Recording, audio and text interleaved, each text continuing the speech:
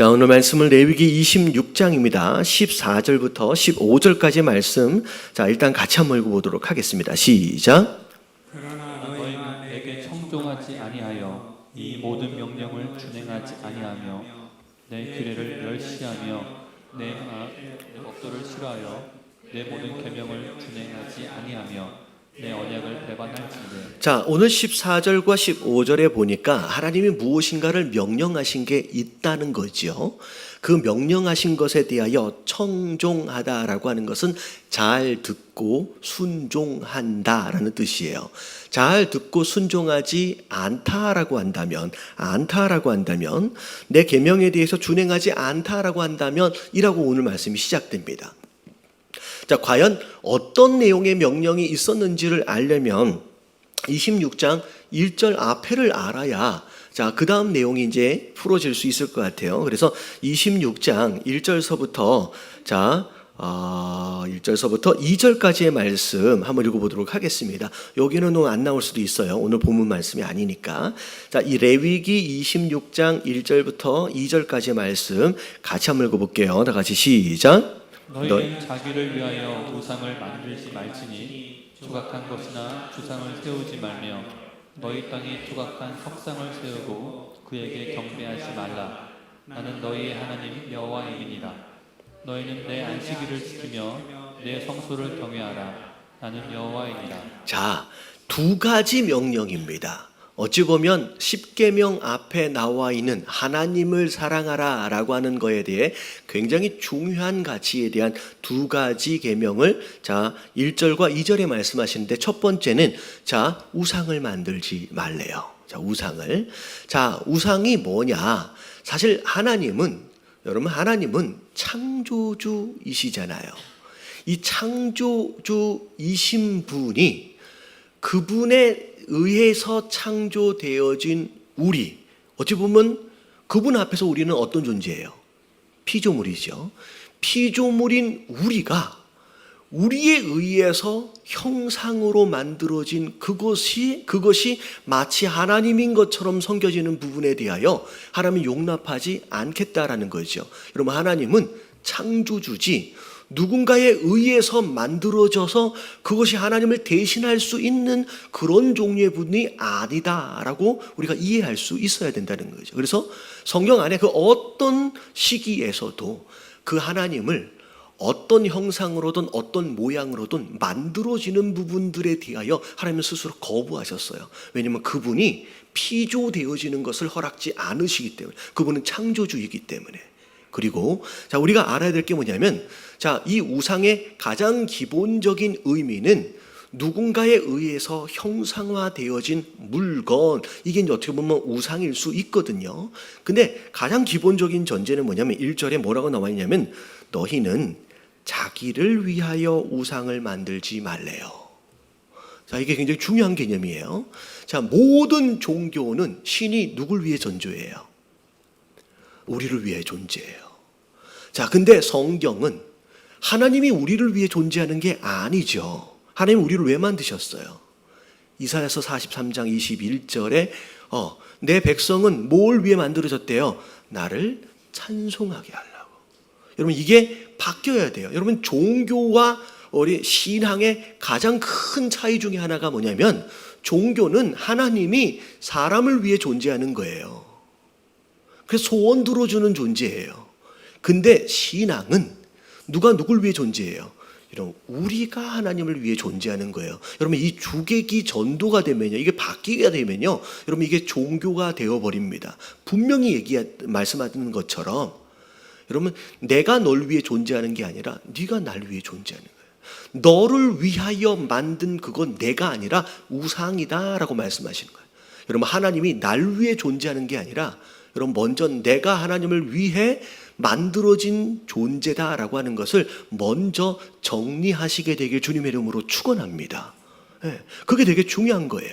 그래서 우상은 나를 위해 존재하는 그 초월적인 존재, 그게 여호와라고 불리어지든 하나님이라고 불리어지든 상관이 없는 거예요. 날 위해 만든 존재는 하나님이 아니다, 우상이다 말씀하죠. 그래서 대표적인 예가 광야에서 이스라엘 백성들이 뭘 만들었어요?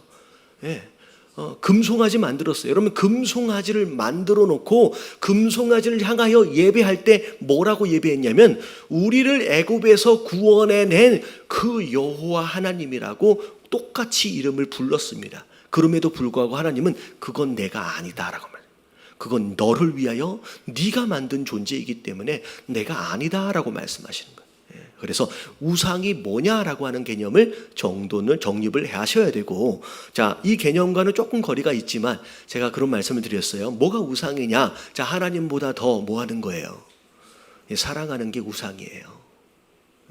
하나님보다 더 믿고 의지하는 게 이런 우상이고요.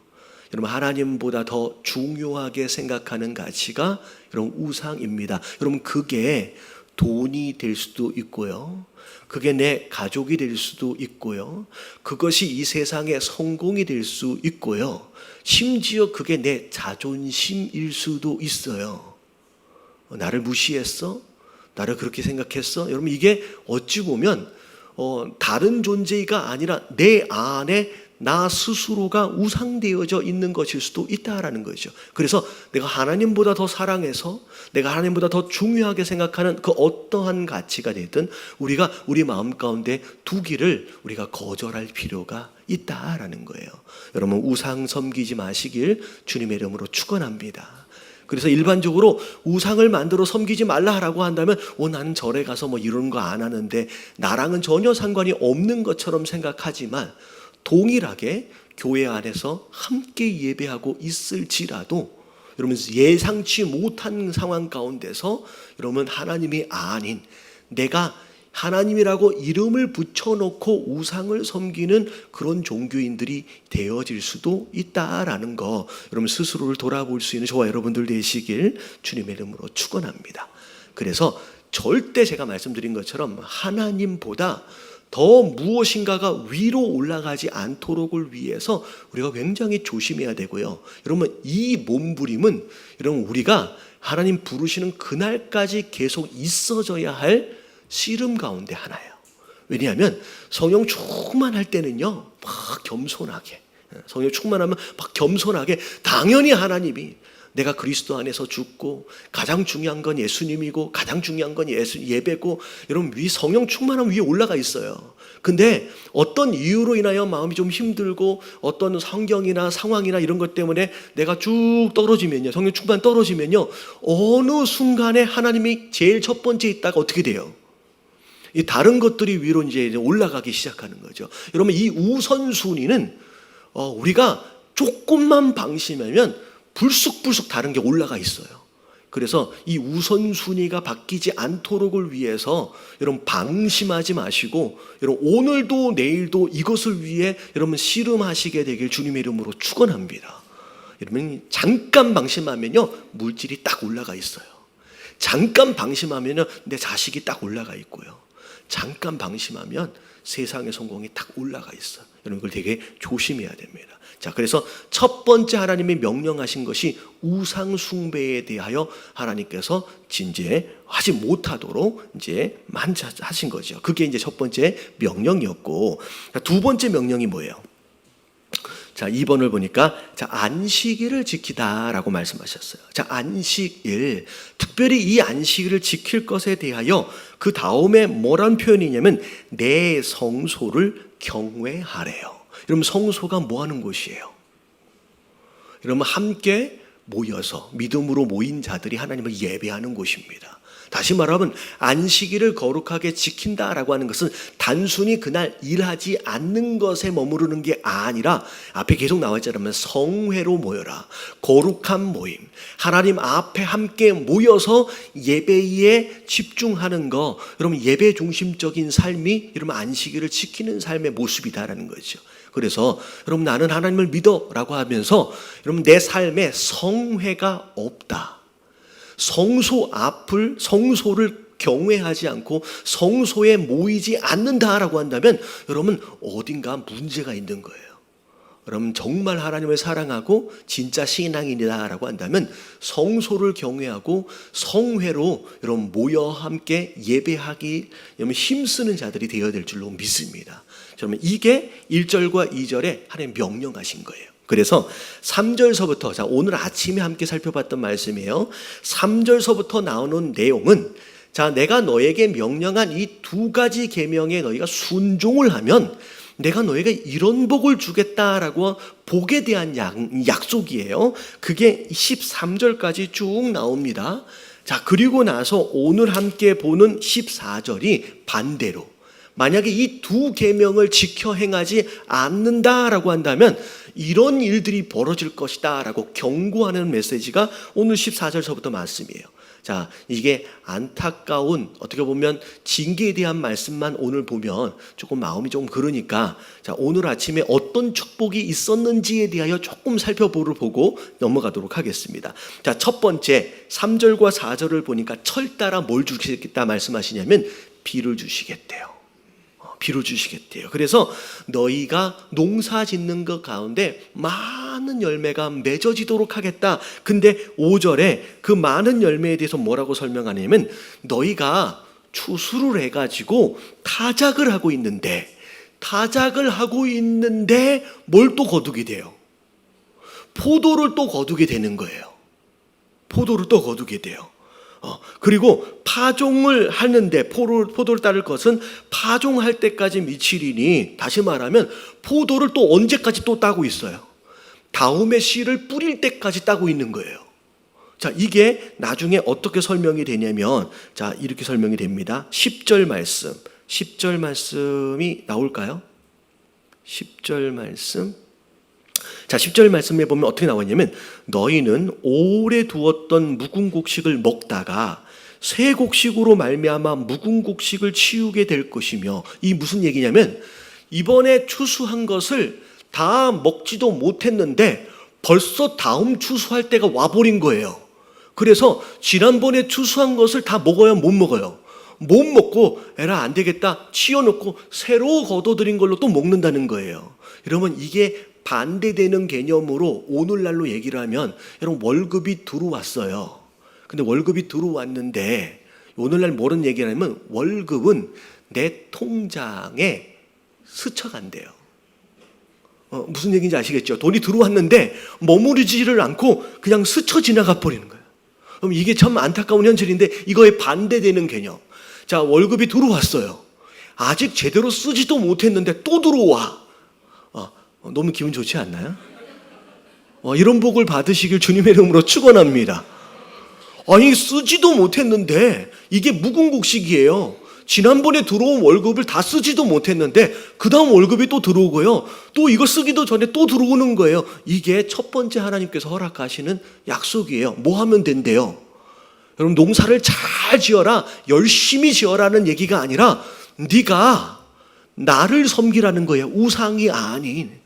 그리고 날 섬기되 안식일을 거룩하게 지켜라. 예배를 정말로 중요하게 생각하라는 거예요. 거기에 목숨을 걸으라는 거예요. 거기에 승부를 보라는 거예요. 그걸 성소를 경외한다라고 표현하는 거예요. 그걸 두렵고 떨리는 마음으로. 그러면 너에게 그런 축복을 준다는 거예요. 여러분 이런 복 받으시길 주님의 이름으로 축원합니다. 그리고 여러분 먹을 게 아무리 많아도 여러분 마음이 편안하지 않으면 이건 복이 아니죠. 자, 근데 6절에 뭐라고 나와요? 내가 그 땅에 평화를 줄 것이다. 사나운 들짐승도 하나님 다 쫓아주시고요. 원수들도 다 쫓아주시고 네가 굳이 싸울 필요가 없게끔 모든 거치장스러운 것들 어떤 대적이 될 만한 것들을 하나님께서 주변을 잘 청소해 주신대요. 여러분 마음의 복을 받고요. 여러분 영적인 복을 받고 여러분 육적인 복까지를 함께 누리도록 하나님이 허락하신다라고 말씀하고 계십니다. 그러면서 11절에 너희가 나를 정말로 그렇게 섬기기 위해서 내가 내 장막을 너희 중에 세우겠다. 너는 성막 중식, 장막 중심으로 삶을 살아라 라고. 여러분 예배보다 중요한 게 없어요. 그래서 우리 교회에 가장 첫 번째 표어가 뭐예요? 자, 첫 번째 표현 한번 읽어볼게요. 시작. 여러분, 길이라는 것은 시작과 끝을 다 얘기하는 거예요. 여러분, 예배로 시작돼서요, 예배로 끝나는 거예요. 여러분, 예배보다 중요한 게 없어요. 여러분, 주일 성수뿐만이 아니라 내 삶의 중심에 성소가 있어야 되고요. 그 예배 중심, 예배로 살고 예배로 죽는 여러분 그런 삶을 사십시오. 그러면 하나님이 이런 복을 허락하신대요. 그리고 나서 13절에 뭐라고 말씀하시느냐? 13절 나오나요? 한번 읽어볼게요. 자, 다 같이 시작. 나는 너희를 애굽 땅에서 인도해내어 그들에게 종된 것을 면하게 한 너희의 하나님 여호와이니라. 내가 너희의 멍에 빗장을 부수고 너희를 더러서게 걷게 하리라. 여러분, 이 표현은 여러분 하나님이 이스라엘 백성들에게 너희가 나만 섬겨야 된다라고 명령하시는 거에 대한 두 가지 이유를 이야기하고 계시는 거예요. 자, 첫 번째 이유는 하나님의 능력이에요. 자, 내가 이런 복을 줄게, 저런 복을 줄게 약속하셨어요. 근데 과연 그런 복을 주실 수 있는 능력이 하나님께 있느냐 없느냐의 문제가 중요하겠지요.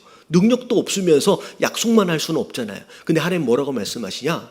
네가 430년 동안 종살이를 하고 있던 그 애굽에서 구원해낸 자라는 거예요. 구원해낼 때 무슨 일이 벌어졌어요? 이러면 10가지 재앙, 자연을 통하여서 애굽을 심판하신 분이에요. 심지어 홍해를 둘로 나눠서 마른 땅처럼 걷게끔 하시고 구름 기둥과 불 기둥으로 인도하시고 심지어 하늘에서 만나가 내려서 자고 일어나면 먹을 것이 막 생겨 있어요. 멀쩡히 날아가는 메추라기가 막 떨어져서 먹을 고기가 막 깔려 있는, 여러분 이것을 지금 이스라엘 백성들이 이미 경험하고 있는 자들로서 내가 이런 능력으로 구원하고 이런 능력으로 너희를 인도하고 보호하고 있는 하나님이다라고 하는 것을 말씀하시면서 내가 가나안 땅에 들어가서 이런 복을 줄 수 있는 그런 능력을 가진 하나님이다라고 일부러 말씀하시는 거예요. 여러분, 그 하나님의 능력을 믿으시길 주님의 이름으로 축원합니다. 그리고 두 번째는 자격이에요. 네가 왜 나를 섬겨야 되느냐? 왜 나만을 섬겨야 되느냐? 내가 너를 뭐 했기 때문에? 구원했기 때문이라는 거예요. 내가 너를 구원한 하나님이기 때문에 너는 나를 섬겨야 된다는 거예요. 그만한 내가 자격이 있다라는 거예요. 여러분, 이게 두 가지예요. 여러분, 우리가 하나님만 섬기고 하나님만 예배해야 하는 두 가지 이유. 여러분, 하나님은요, 이 모든 약속을 지키실 수 있는 능력이 하나님일 뿐만이 아니라 여러분, 우리를 죽기까지 사랑하셔서 우리를 구원해 주신 그 하나님이다라고 하는 것을 여러분 믿을 수 있다라고 한다면 여러분, 우상 다른 것이 아닌 여러분 하나님만 예배하고 여러분 하나님을만 섬길 수 있는 저와 여러분들 되시길 주님의 이름으로 축원합니다. 그래서 자, 첫 번째, 자, 이 두 가지 계명에 너희가 순종을 하면 내가 이런 복을 주겠다라고 하나님 약속하시는 거예요. 근데 오늘 14절에 나와 있는 내용은 만약에 너희가 이 말씀에 대하여 반대로 순종하지 않는다라고 한다면 자, 무슨 일이 벌어지겠느냐? 자, 이게 나와요. 자, 16절. 자, 읽어볼게요. 16절, 17절까지 시작. 내가 이같이 너희에게 행하리니 곧 내가 너희에게 놀라운 재앙을 내려 폐병과 열병으로 눈이 어둡고 생명이 쇠약하게 할 것이요. 자, 첫 번째 병들기 시작해요. 병들기 시작해요. 자, 두 다음에 시작. 너희가 파종한 것은 헛되리니 너희의 대적이 그것을 먹을 것이며. 여러분, 비가 내려가지고 풍성하게 된다고 말씀하셨는데 순종하지 않으면요, 기껏 씨를 뿌려서 애를 써서 열매를 거둬놓으면 누가 와서 가져가 버려요. 대적이 와가지고 가져가 버린대요. 이 얼마나 헛수고가 되냐는 거죠. 17절 시작. 내가 너희를 치리니 너희가 너희의 대적에게 패할 것이요 너희를 미워하는 자가 너희를 다스릴 것이며 너희를 쫓는 자가 없어도 도망하리라. 예. 자, 그래서 어떻게 되면 대적들이 막 일어나서 자꾸 빼앗아가고 자꾸 공격해 온몸으로 말미암아 마음과 안의 평안도 잃어버리고요. 쫓아오는 자가 없는데도 불구하고 계속 도망친대요. 여러분, 이런 삶의 모습이 그런 거예요. 여러분, 뭔가 있는 것 같은데 항상 마음에서 불안이 떠나지가 않아. 뭐가 누려지고 있는 것 같은데 만족하지 않아요. 좀 뭐가 모여지는 것 같은데 갑자기 무슨 일이 벌어져가지고 한 번에 송두리째 나가버려요. 이런 일들이 있거든요. 여러분, 이런 일들이 일어난대요. 근데 자, 오늘 말씀에서의 가장 중요한 핵심이 뭐냐? 자, 18절입니다. 자, 18절 앞에 부분만 읽어볼게요. 시작. 또 만일 너희가 그렇게까지 되어도 내게 청종하지 아니하면 자, 이 표현이 오늘 말씀에서 가장 중요한 표현이에요. 자, 18절에 또 만일 너희가 그렇게까지 되어도 내게 청종하지 않는다라고 한다면, 여러분, 이게 왜 중요하느냐? 자, 순종하지 않았더니 병이 막 찾아왔어요. 그리고 막 기근도 찾아오고 빼앗김이 찾아오고 평안도 잃어버리고 대적들이 막 일어나고 삶 가운데 어려운 일이 막 일어난 거예요. 근데 여러분, 이 표현을 잘 알아야 돼요. 하나님께서 왜 그분의 백성들에게 왜 이런 상황들을 허락하시느냐? 여러분, 불순종에 대한 대가로 이런 일들을 허락하시는 게 아니에요. 여러분, 불순종, 다시 말하면 죄에 대한 대가로 무엇인가가 우리 삶에 찾아왔다라고 한다면 여러분, 그걸 뭐라고 부르냐면 심판이라고 부릅니다. 죄에 대한 대가를 치르는 거예요. 여러분, 이게 심판이에요. 근데 자, 16절 17절에 나오는 이 말씀, 재앙이 임한다라고 하는 말씀은 네가 불순종했으니까 그에 대한 대가로 이런 심판이 있을 것이다 라고 하는 심판에 대한 경고가 아니라 뭐에 대한 경고냐면요, 뭐에 대한 경고예요? 징계에 대한 경고예요. 여러분, 심판과 징계의 차이가 뭐예요? 방금 말씀드렸처럼 심판은 죄에 대한 값을 치르는 거예요. 대가를 지불하는 거예요. 근데 징계는 뭐예요? 매를 맞아서 어떻게 하도록 하는 거예요? 깨닫고 돌이키도록 하는 거예요. 여러분, 이게 어찌 보면 16절에서부터 17절까지가 첫 번째 기회입니다. 순종하지 않았어요. 자기 마음대로 살았어요. 세상에 그냥 빠져 살았어요. 그런 사람에게, 그런 하나님의 백성들에게 기회를 주시는 거예요. 어려움이 찾아온 거예요. 힘든 일이 찾아온 거예요. 그래서 돌이키기를 기대하시는 거예요. 그래서 18절이 가능한 거예요. 그렇게 해놓고 하나님이 기다리고 계시는 거예요.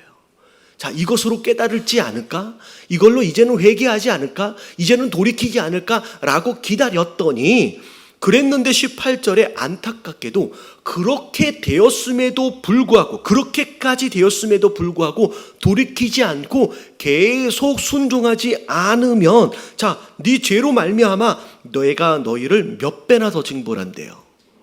야, 7배요. 16절 17절에 처음 징계한 것에 7배가 더해져가지고 더 큰 징계가 찾아온다는 거예요. 그래서 이걸 전문적인 표현으로, 자, 뭐 할 때 잘 들어야 돼요?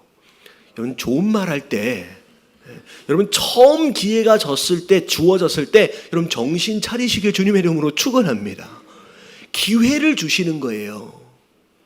기회를 주시고 기다리는 거예요. 근데 그래도 그렇게까지 되어도 청동하지 않는다. 그러면 7배를 더한대요.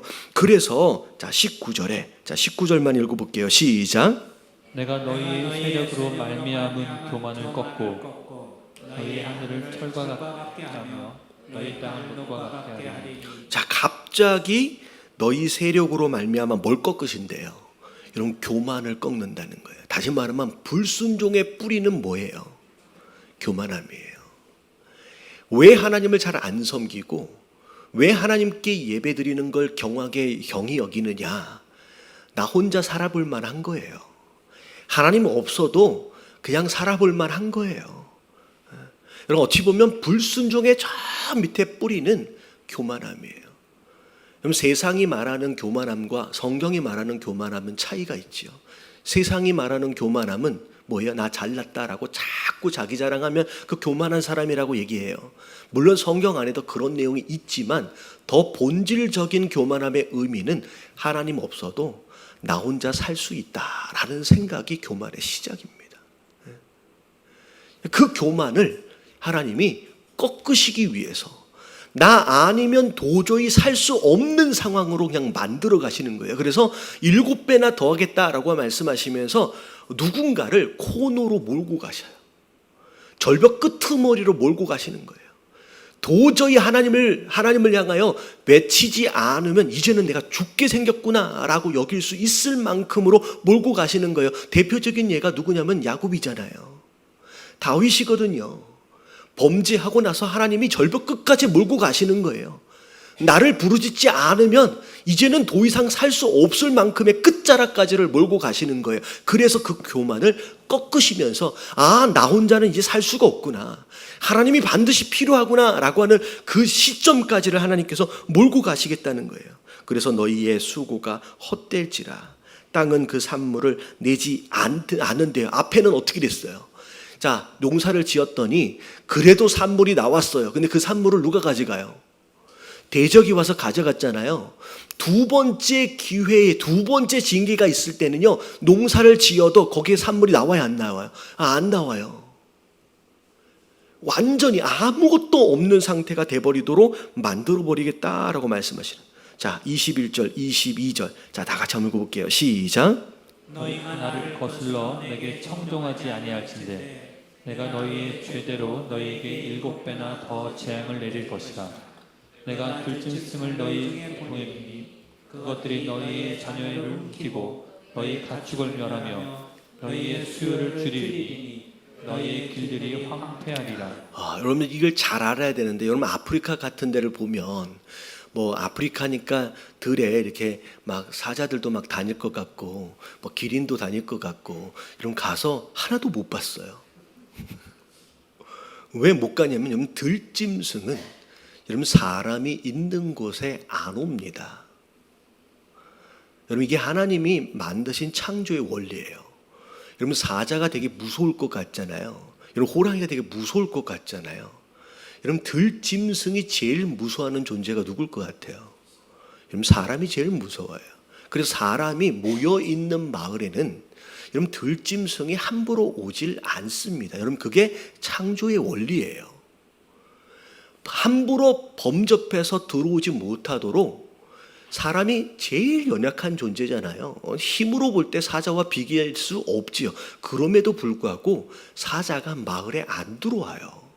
근데 네가 내 말에 순종하지 않으면 그 하나님이 만든 그 질서가 깨지기 시작했어요. 하나님이 들짐승으로 하여금 넘어오지 못하도록 만드신 경계선이 무너지기 시작하는 거예요. 그래서 많은 경우 멧돼지 들어오잖아요. 여러분 멧돼지가 사람을 두려워해요. 그래서 못 옵니다. 근데 이 하나님이 만드신 경계선이 무너지기 시작하면서 들짐승이 사람을 두려워하지 않고 그 마을로 들어오기 시작하는 거예요. 여러분 이게 두 번째 기회에도 여러분 하나님께서 이제 순종하지 않으면 이런 일들이 벌어지는 거예요. 여러분 하나님 우리가 잘 알아야 돼요. 여러분 우리가 오늘 아무 일도 없이 여기 와 있잖아요. 여러분 근데 여러분 뉴스에 보면 오늘 무슨 일로 인하여 돌아가신 분들이 계십니다. 그게 사고가 되었던 그게 질병이 되었던 많은 사람들이 오늘 또 돌아가시고 오늘도 다치셨어요. 사실은 하나님이 보이지 않는 경계선을 허락하셔서 여러분 이런 문제들이 덤비지 못하도록 하나님께서 지키고 보호하시는 거예요. 근데 여러분 우리가 불순종하면 그 경계선이 무너지기 시작해요. 그 안에 들짐승이 들어오고요. 문제들이 그냥 들어오기 시작하는 거예요. 여러분 이게 두 번째 순종하지 않았을 두 번째 기회를 지나쳐 갔을 때 일어나는 일들 중에 하나라는 거예요. 여러분 이 경계선을 우리가 지키는 게 아니에요. 우리가 만드는 게 아니에요. 여러분 울타리는 여러분 하나님이 만들어 주신 거예요. 여러분 순종하심으로 여러분 그 울타리 안에서의 평안함을 누리시는 저와 여러분들 되시길 주님의 이름으로 축원합니다. 그러면서 23절 같이 한번 읽어볼게요. 시작. 이런 일을 당하여도 너희가 내게로 돌아오지 아니하고 내게 대항하시니. 자, 세 번째 기회예요. 자, 이 말씀을 쭉 읽어가면서 여러분 하나님의 마음을 여러분들이 이해를 해야 되는데, 여러분 하나님이 징계해 주시는 것을 좋아하시는 분이 아니에요. 7배씩을 더해 가시는 상황 가운데서 네가 내 말에 순종을 안 했으니까 이런 처벌을 받아야지 라고 고소하다 라고 그렇게 징계하시는 분이 아니라 어떻게 해서든 돌아오기를 기대하고 계시는 거예요. 빨리 깨닫고 돌아오기를 기다리시는 거예요. 그래서 계속 그런 말씀이 반복돼요. 이렇게까지 했는데도 돌아오지 않으면, 이렇게까지 했는데도 돌아오지 않으면이 계속 반복되는 거예요. 자, 그럼 어떻게 돼요? 24절. 자, 다 같이 시작. 나도 너희에게 대항하여 너희 죄로 말미암아 너희를 7배나 더 치리다. 7배나 더 심해졌는데 그 7배에서 더 7배의 재앙이 더 임하게 됩니다. 자, 그러면서 자, 무슨 일이 벌어지냐면 25절부터 26절까지를 보니까, 자, 한번 쭉 읽어볼게요. 시작. 내가 칼을 너희에게로 가져다가 언약을 어긴 원수를 갚을 것이며 너희가 성읍에 모일지라도 너희 중에 영병을 보내고 너희를 대적의 손에 넘길 것이며 내가 너희가 의뢰하는 양식을 끊을 때에 10여인이 한 화덕에서 너희 떡을 부어 저울에 달아 주리니 너희가 먹어도 배부르지 아니하리라. 원수들에 의해서 적극적인 공격을 받을 뿐만이 아니라 진짜 농사 지어서 결실하는 것 정도의 문제가 아닌 먹고 사는 것을 이제는 염려해야 될 정도의 상황들이 벌어진다는 거예요. 그래서 사실은 사사기의 스토리가 26장 14절서부터의 스토리예요. 사사기에서 하나님 앞에서 불순종했던 이스라엘 백성들이 그 주변에 얼마나 많은 민족들에 의해서 어떻게 보면 공격당하고 다 빼앗김당하고, 정말로 기드온이 용사라고는 하셨지만 기드온이 부르심을 받을 때 어디서 부르심을 받았어요? 타작을 하는데, 타작을 하면 소문 듣고 와가지고 자기 거 뺏어갈까 봐서 어디서 타작을 해요? 여러분, 포도즙 틀에서 주저앉아가지고 숨어서 타작을 해야 될 정도로 불쌍한 신세가 되어버리는 거예요. 이게 어찌 보면 세 번째 기회까지도 너희가 돌이키지 않으면 이런 일이 일어난다라는 거예요. 자, 그리고 자, 더 넘어갈게요. 27절, 28절 쭉 읽어봅니다. 시작. 너희가 이같이 될지라도 내게 청정하지 아니하고 내게 대항할진대 내가 진노로 너희에게 대항하되 너희의 죄로 말미암아 7배나 더 진거하리니. 네 번째 기회예요. 그렇게 했음에도 불구하고 또 돌이키지 않으면 더 7배가 더 늘어납니다. 자, 7배가 늘어난 것으로 인한 재앙은요, 여러분 입에 담기도 어려운 재앙이 임합니다. 29절 30절 다 같이 시작. 너희가 아들의 살을 먹을 것이요 딸의 살을 먹을 것이며 내가 너희의 산당들을 헐며 너희의 분향단들을 부수고 너희의 시체들을 부서진 우상들 위에 던지고 내 마음이 너희를 싫어할 것이며. 여러분, 이건 사람 사는 모습이 아니죠. 여러분, 어떻게 부모가 아들과 딸의 살을 먹는 일들이 벌어집니까? 여러분, 역사적으로 이런 일이 벌어집니다. 실제로 벌어졌잖아요. 성 안에서 너무 먹고 살 게 없으니까 어떻게 해요? 나중에 왕한테 재판받으러 왔는데 무슨 재판이 일어나냐면, 어제 같이 모여서 내 아들 잡아먹자고, 그래서 내 아들 내줬는데, 그리고 내일 네 아들 잡아먹자고 그렇게 약속했는데 그 아들을 어떻게 했대요? 숨겼대요. 여러분, 이런 일이 이스라엘 안에서 일어났다니까요.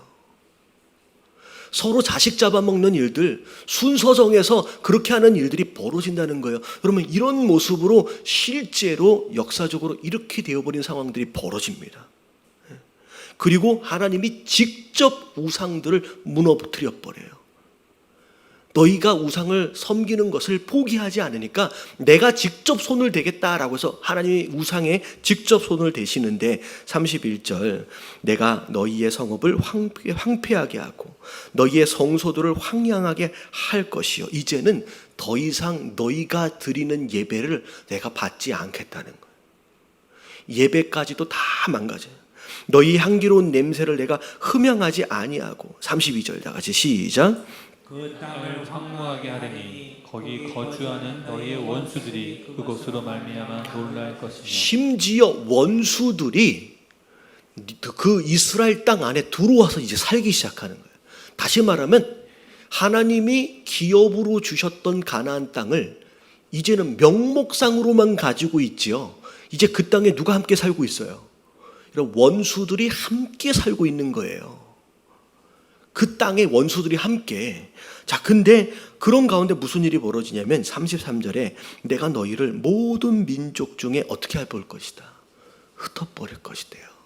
이러면 사사기 이후에 통일 왕국과 분열 왕국이 쭉 지나가면서 이런 일들이 계속 하나님의 기회를 주시면서 있었지만 끝까지 돌이키지 않는 것으로 말미암아 북이스라엘은 아수르에 의해서, 이 시리아예요, 아수르에 의해서 완전히 멸망을 받아가지고 이 북이스라엘에 속해 있던 10개의 지파는 아주 그 후손들을 찾아볼 수 없을 만큼 전 세계에 흩어버렸어요.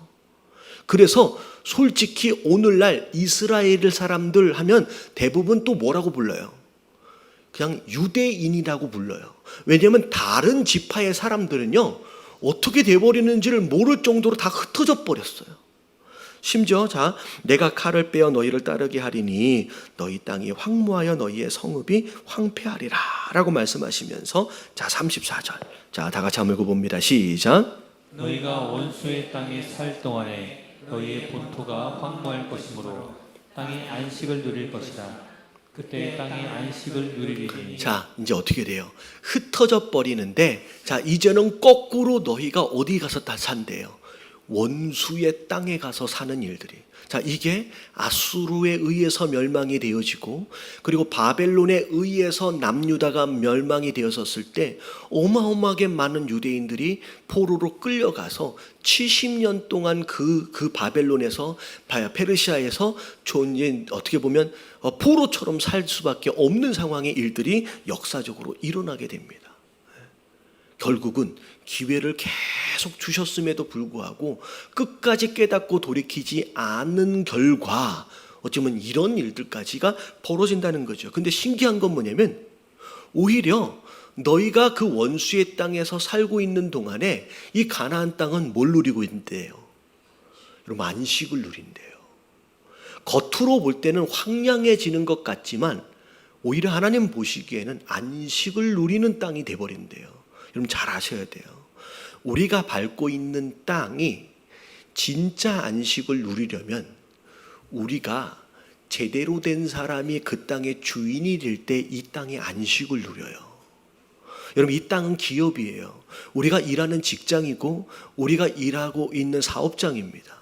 우리가 제대로 된 신앙을 가지고 정말로 하나님을 잘 섬기는 자들로 그 땅에 서 있을 때 그 땅의 안식을 누려요. 근데 우리가 잘못된 신앙을 가지고 잘못된 삶을 살아가게 되면요 그 비즈니스와 그 일터와 그 사업의 현장이 뭐가 돼버려요? 땅이 고난을 당해요. 그래서 하나님 뭐라고 말씀하세요? 너희가 그 땅을 떠나줘야지 그 땅이 안식을 누린대요. 오히려 주인이 없는 게 땅에게 있어서는 안식을 누리는 상황이 벌어진다는 거예요. 그래서 결국은 하나님이 그 기업으로 주신 그 가나안 땅을 뺏어버리시는 거예요. 여러분 하나님 말씀에 순종할 때 기업으로 주신 그 땅에서 어마어마한 축복을 누리지만 오히려 우리가 그렇지 못한 불순종의 삶을 살면 비록 그 땅에서도 여러분 정말로 황폐한 삶을 살 뿐만이 아니라 땅이 고생하는 게 안타까워서 그 땅으로부터 다른 사람들을 그 안에 사는 사람들을 바깥으로 쫓아내버리는 상황들이 벌어진다는 거예요. 이게 그때의 말씀이에요. 그래서 결국은 이스라엘 민족들이 바벨론의 포로로 다 끌려갑니다. 자, 근데 여러분 이게 잘 아셔야 돼요. 이스라엘 민족이 멸망당하기 여러분 수백 년 전의 예언이에요. 수백 년 전의 경고입니다. 근데 여러분 36절에 뭐라고 나와 있냐면 자 36절 읽어볼게요. 시작. 너희 남은 자에게는 그 원수들의 땅에서 내가 그들의 마음을 약하게 하리니 그들은 바람에 풀린 잎사귀 소리에도 놀라 도망하기를 칼을 피하여 도망하듯 할 것이요 쫓는 자가 없어도 엎드러질 것이라. 자, 남은 자라는 표현을 쓰시면서 어찌 보면 끝까지 포로로 끌려간 그들 가운데 어찌 보면 하나님이 허락하신 게 뭐냐면 맨 처음엔 교만했었거든요. 그래서 불순종했잖아요. 근데 이 모든 상황들을 겪고 나니까 그들 마음에 이제 스스로 뭐가 찾아왔냐면 겸손이 찾아온 거예요. 조금만 바람만 불어도 바들바들 떠는 민족이 이제 되는 거예요. 자, 그랬을 때 그들은 쫓는 자가 없어도 칼 앞에 있음같이 서로 짓밟혀 넘어지리니 너희가 원수들을 맞설 힘이 없을 것이요. 라서 완전히 철저하게 가난하고 약하고 아무것도 없는 존재로 자, 바벨론의 그 포로의 장소에서 그렇게 만드시겠다라고 말씀하시는 거예요. 그러고 나서 38, 39절 다 같이 한번 읽어볼게요. 시작. 너희 남은 자가 민족 중에서 망하리니 너희의 원수들의 땅이 너희를 삼킬 것이라. 너희 남은 자가 너희의 원수들의 땅에서 자기의 죄로 말미암아 쇠잔하며 그 조상의 죄로 말미암아 그 조상같이 쇠잔하리라. 예. 자, 여기까지 오늘 본 말씀입니다. 결국은 바벨론까지 가서 그런 신세가 되어질 정도로, 그래서 비록 하나님께서 약속으로 가나안 땅을 주셨음에도 불구하고 어찌 보면 출애굽했잖아요. 여러분, 출애굽했다라고 하는 것은 구원을 받았다는 얘기예요. 성도가 되었다는 얘기예요. 심지어 가나안도 누려봤어요. 근데 그 가나안 땅에서 불순종을 하게 되면 비록 구원을 받은 성도임에도 불구하고 바벨론에서 뭐하며 살게 돼요? 이런 포로로 살게 돼요. 죄의 종로로 하면서 살게 된다는 거예요. 여러분, 많은 사람들이 여러분 교회 안에 성도 되어진 상태로 살고 있으면서 여러분 바벨론의 포로로 살고 있는 사람들이 많습니다. 뭐 하지 않아서요? 여러분 말씀에 순종하지 않아서예요. 여러분 정말로 기껏 출애굽까지 했어요. 홍해를 거두면서 세례까지 받았어요. 심지어 그 광야 안에서 그 하나님의 역사하심과 기적까지도 체험을 했어요. 그리고 심지어 하나님이 약속하셨던 가나안 땅의 복을 부분적으로 누렸어요. 와, 비도 내려주시고 이렇게도 채워주시고 이렇게 보호하셨구나. 근데 그렇게 다 누려봤더라도 그 땅에서 계속 하나님에게 불순종하게 되면 이 수많은 경고들로 인하여 결과적으로 어떻게 돼요? 여러분 구원 받았지만 이 땅을 살아가면서 계속 바벨론의 종로로 타면서 포로처럼 끌려다니는 삶을 산다라는 거예요. 여러분 성도이면서도 여러분 어디서 살아야 돼요 우리가? 여러분 바벨론의 포로로 끌려가서 살면 안 되는 줄로 믿습니다. 여러분은 어디서 살아야 돼요? 하나님이 우리에게 기업으로 주신 가나안에서 여러분 풍성하게 살아야 하는 줄로 믿습니다. 구원 받아놓고 왜 바벨론에서 왜 포로처럼 사느냐는 거예요. 여러분 우리가 과연 오늘날 우리의 삶이 지금 가나안에서 풍성함을 누리고 살고 있는지 아니면 바벨론에서 포로처럼 살고 있는지를 돌아볼 필요가 있다는 거예요. 여러분 구원은 받아요. 구원 받았어요. 근데 거기서 살면 안 된다라는 거예요. 우리가 정작 살아야 할 곳을 잘 선택하시고 여러분 오늘 말씀 우상을 섬기지 말 것과 여러분 예배 중심적인 삶, 여러분 이 두 가지를 절대 놓치지 마시고 여러분 죽어도 놓치면 안 돼요. 할렐루야. 여러분 내 삶에 무슨 일이 벌어져도 여러분 이 두 가지를 놓치면 끝이에요. 여러분 이 두 가지는 여러분 목숨을 걸고 붙잡으심으로 말미암아 여러분 가나안 땅에서의 풍성함을 누리는 복된 삶을 사시게 되길 주님의 이름으로 축원합니다. 아멘.